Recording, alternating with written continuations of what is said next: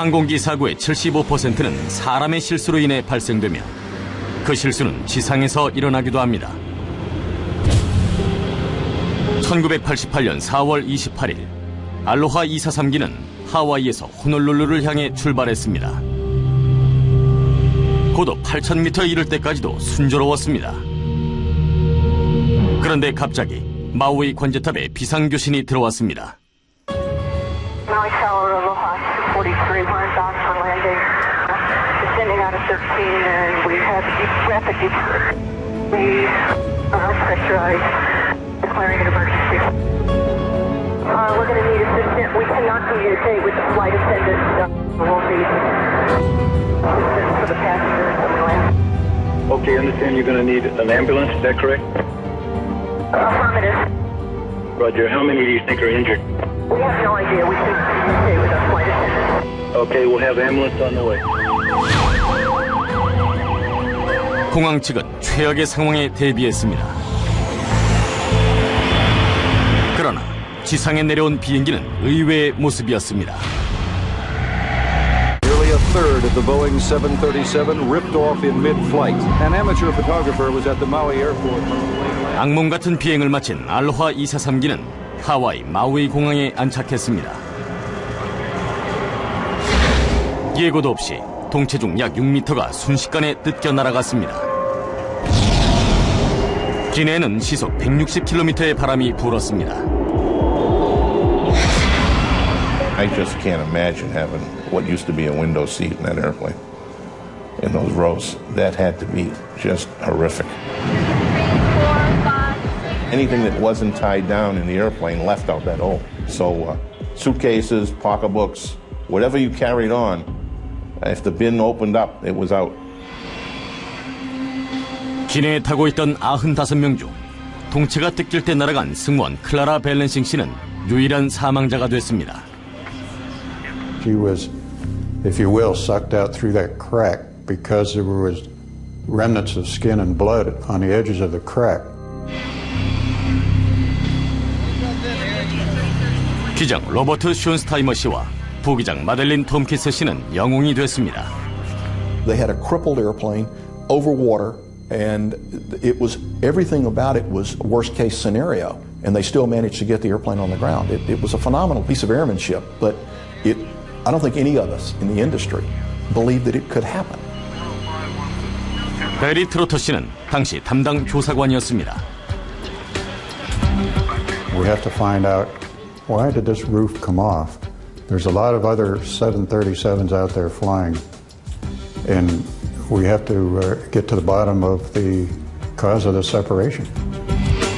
조사팀은 동체를 꼼꼼히 살펴봤습니다. 사고가 난 비행기는 19년이 된 낡은 항공기였죠.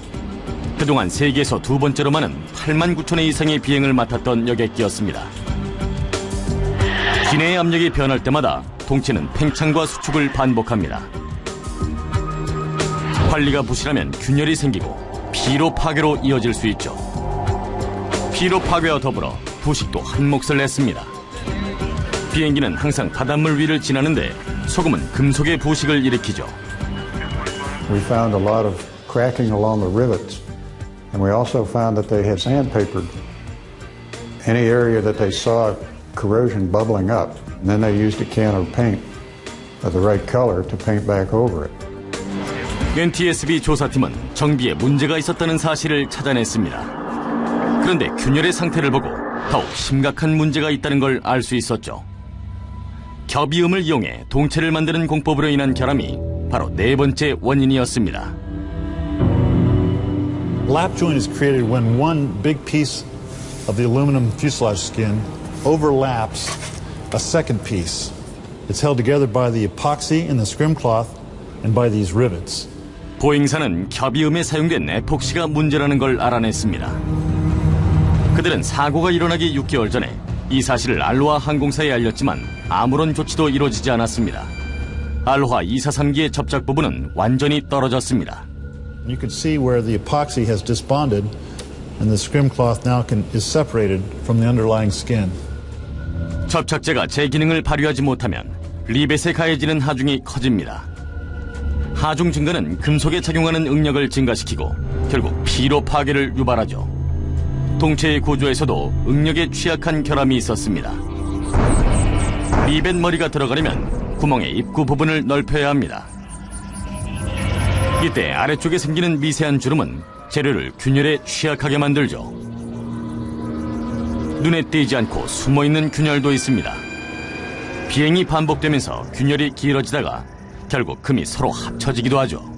Once the crack started to progress, it ran into another crack, which quickly ran into another crack. And so instead of having a little one that was a quarter of an inch, now it just kept multiplying. Quarter, before you know it, you've got several feet. 수백 개의 균열이 모이면서 파괴가 일어났습니다.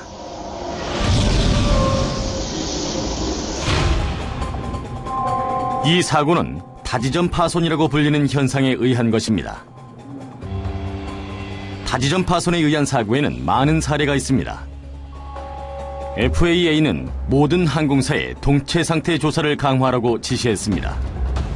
또한 피로 균열을 감지하기 위한 방법을 강구하기 위해 노후 항공기 프로그램도 개발했죠.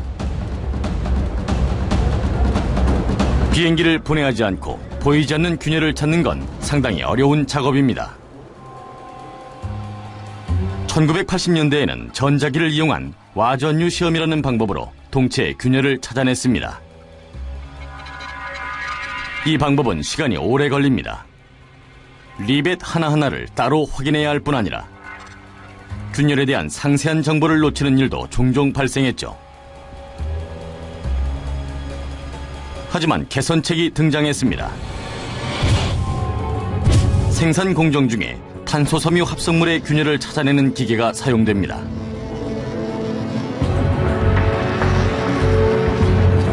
알로하 243기 사고 이후 공학자들은 이 기계를 개조해서 금속 동체의 균열을 찾아낼 수 있는 장비를 만들었습니다.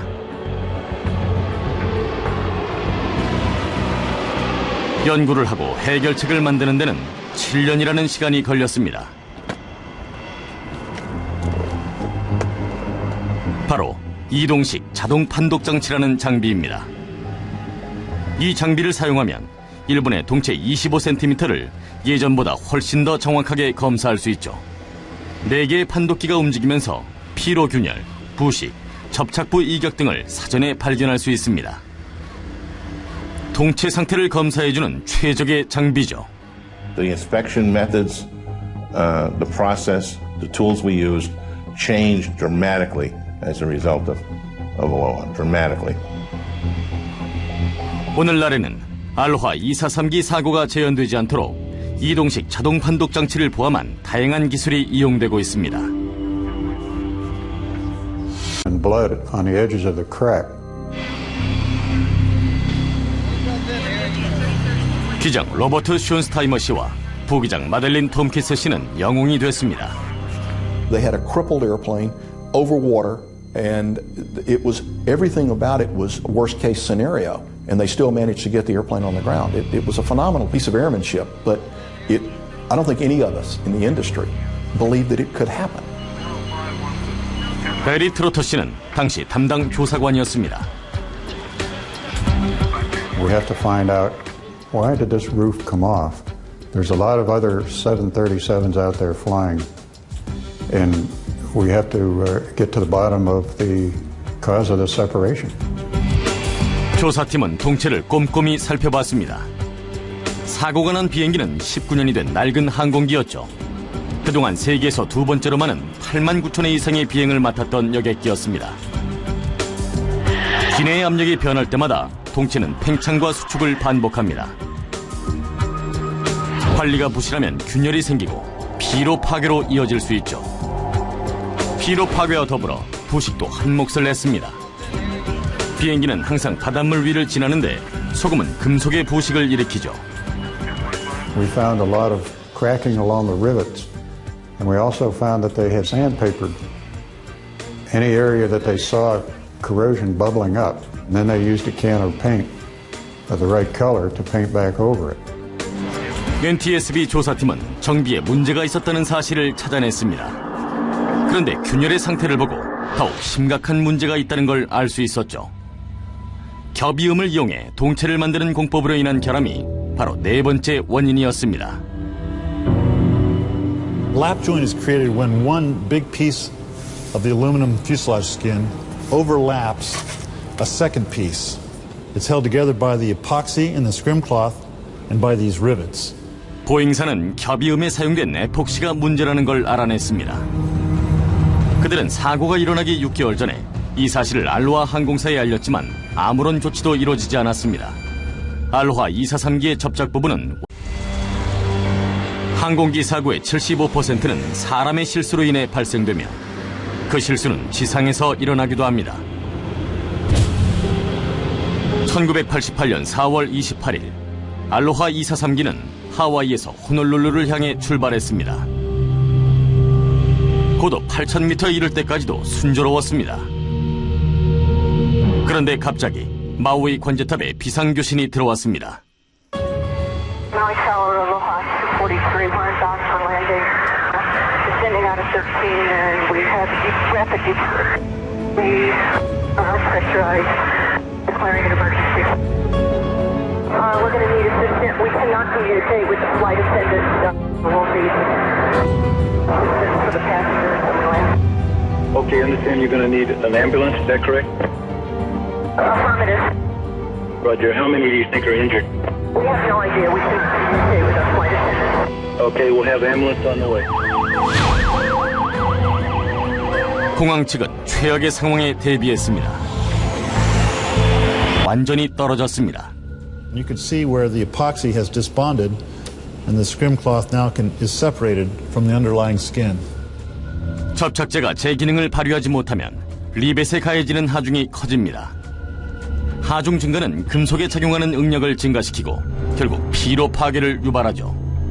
동체의 구조에서도 응력에 취약한 결함이 있었습니다. 리벳 머리가 들어가려면 구멍의 입구 부분을 넓혀야 합니다. 이때 아래쪽에 생기는 미세한 주름은 재료를 균열에 취약하게 만들죠. 눈에 띄지 않고 숨어있는 균열도 있습니다. 비행이 반복되면서 균열이 길어지다가 결국 금이 서로 합쳐지기도 하죠. Once the crack started to progress, it ran into another crack, which quickly ran into another crack. And so instead of having a little one that was a quarter of an inch, now it just kept multiplying. Quarter, before you know it, you've got several feet. 수백 개의 균열이 모이면서 파괴가 일어났습니다.